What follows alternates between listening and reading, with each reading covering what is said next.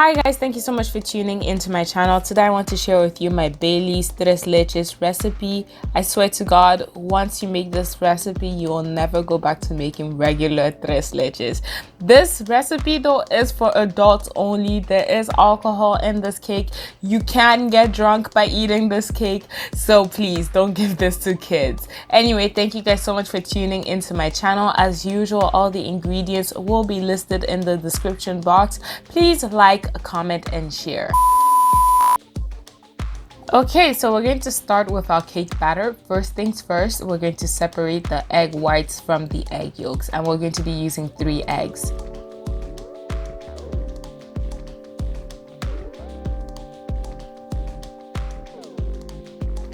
Once you have the eggs separated, you're going to whisk the egg whites until you have hard peaks. That means you can turn your bowl upside down and the egg white will not fall out. So we'll just keep mixing that. Once we have the hard peaks, we're going to add in our sugar, and we're going to be adding in half a cup of sugar, and you can add less if you want. So once we have our sugar in, we'll then go ahead and mix it again. We'll just want to make sure that all of the sugar is well incorporated. Once we have our sugar incorporated, we'll just set aside our egg whites, and you can set that aside in the fridge. Now we're going to move on to the next step, which is our egg yolks. And what we're going to do now again is beat our egg yolks. So they're not going to turn into any soft peaks, but they will be foamy. Once they look foamy, so they have obtained this pale yellow color, the first thing that you're going to do is add your milk, and we're going to be adding a 1/4 cup of milk. So just go ahead and mix that. Once the milk is fully incorporated, we're going to add our sugar, and we're also going to add half a cup of sugar, and we're then just going to mix that in with a spatula. At this point, you don't need your electric beater, or if you're using a standard mixer, you don't need that. We're just going to go ahead and mix everything with the spatula. We are also going to add half a teaspoon of vanilla. We're then going to continue mixing that in until it is fully incorporated. Once our liquid ingredients are fully incorporated, we're going to add in our dry ingredients, which is about 1.5 cups of flour, 1 tablespoon of baking powder, and about 1/4 teaspoon of salt. We're just gradually going to be incorporating that in. That's just to make sure that it is easy to mix.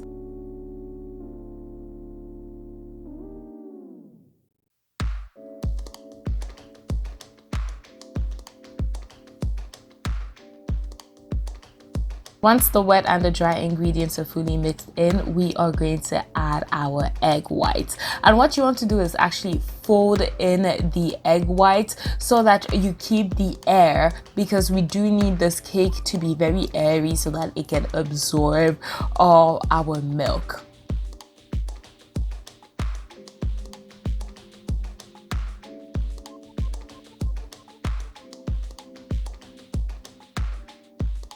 Once the cake batter is ready, we're just going to transfer it to our baking tin, and I'm using a 9-inch round cake tin, which is lined at the bottom, and then on the sides it is just buttered and floured. I just do that for precaution. We're then just going to lightly bang our pan on the table, and this is just to make sure that we have a leveled cake.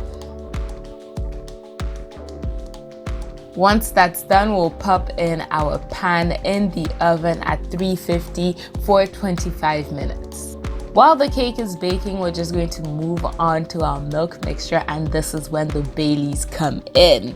So we're going to be using Baileys, evaporated milk, and condensed milk. We're going to pour in 1 cup of Baileys, 1 cup of evaporated milk, and the whole can of the condensed milk into our blender, and we will just blend that until everything is fully incorporated, and that will take just about 1 to 2 minutes.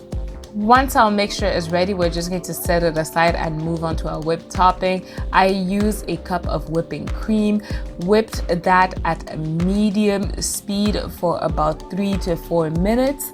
Our goal is to get hard peaks with this. Once the peaks were starting to form, I added my sugar. I also added a teaspoon of vanilla, and once the peaks were almost hard, I added a 1/4 cup of Baileys. So you guys, this is 1 1/4 cups of Baileys in this total recipe. Once we have attained the stiff peaks, we can then set our whipped topping aside. We're just going to keep that in the fridge until our cake is cool enough.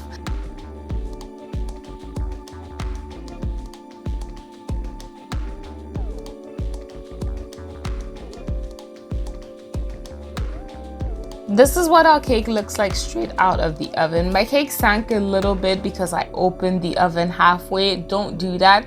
We are first going to let our cake cool for about 15 to 20 minutes.